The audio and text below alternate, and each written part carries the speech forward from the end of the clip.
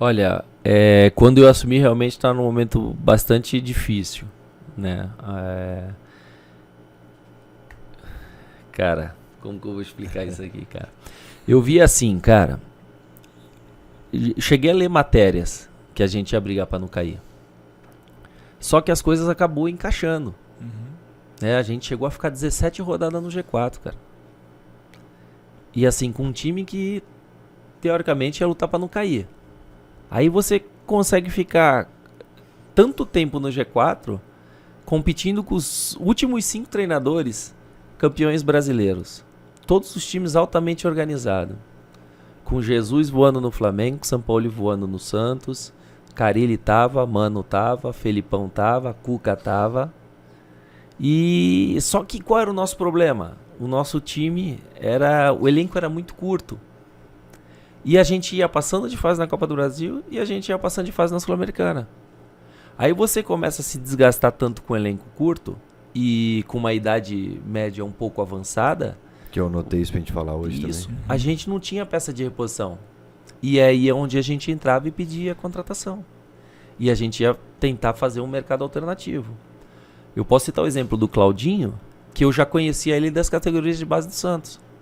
Eu já acompanhava ele. Depois ele foi pro Corinthians.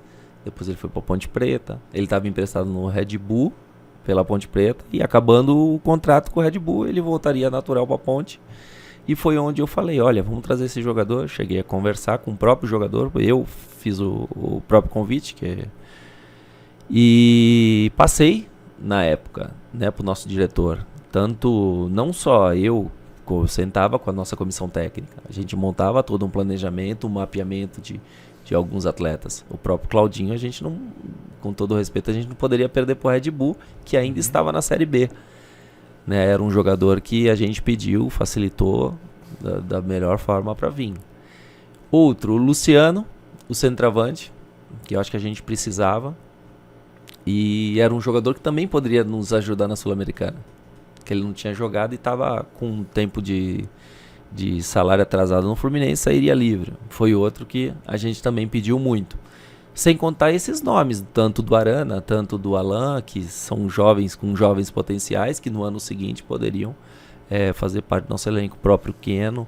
Você chegou a indicar todos esses jogadores? Eu, Lucas, Bernardo, Éder Alejo, a gente sempre sentava, conversava, mapeava. O próprio Alan, no jogo que a gente ganhou do Fluminense aqui, 2-1, foi 2-0 pra gente. No finalzinho, o time do Diniz lá fez gol. O Alan jogou muito, cara. Terminou, a gente já reuniu no vestiário. Pô, você viu o Alan, cara? Pô, bom jogador, vamos anotar nome, vamos segurar, vamos acompanhar, vamos rastrear.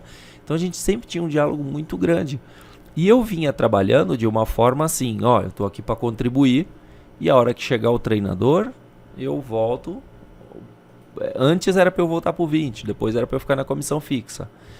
Aí eu falei, tá bom, eu tentava ajudar, tinha autonomia pra escalar, nunca interferiram nada disso na gente. E pô, era muito bom o nosso dia a dia, com o departamento médico, com a nossa comunicação, com nossa área da parte física, Robertinho Chiari, fisiologista. Sabe, a gente se dava muito bem. Cara, eu não sei o que faltou, cara. Eu não sei o que faltou, porque assim, a gente respeita muito a hierarquia, né? A gente passa os nomes, sentamos, passamos lá pra diretoria, mostramos os tapes, mostramos os números, né? E entregamos. E por incrível que pareça, cara, isso foi 2019. 2020, não sei se vocês recordam, quem foi os 2 artilheiros empatados do Campeonato Brasileiro? 2020? Cara, a pandemia Gabigol? fez eu perder a noção de referência de tempo e de ano, de temporada. 2020 foi... Hã? Luciano e Claudinho, os dois que você indicou. Com 18 gols, cara. A gente deu risada. Eu falei, cara, se tu traz esses 2 cara. Igual pelo que o cara foi vendido depois, no mínimo a Sula a gente pegava. De repente, meu futuro poderia ter mudado. Com certeza. Ia ter um Martela título. muito no travesseiro, né? O quê? O Colombo tinha dado um chute no gol, cara. Não deu um chute no gol. Mineirão lotado. Só lembrar aqui os atacantes que o Galo tinha na época. Giovanni, Luan, Ricardo Oliveira, Bolt, Papagaio. Ricardo Oliveira, Luan, Tchará, Alejandro, Maicon Bolt, Giovanni e Franco de Santo.